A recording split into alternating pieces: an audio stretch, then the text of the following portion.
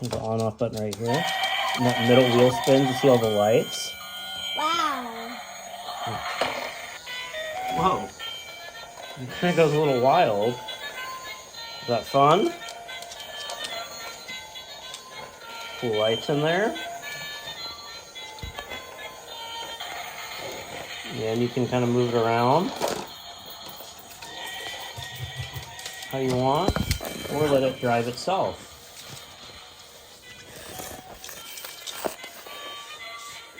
Tap it a little bit. Plays fun sounds.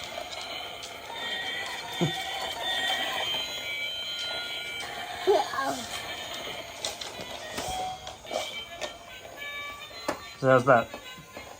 That's silly. Make it get off the couch. No, not under the couch. No, get it out from under the couch.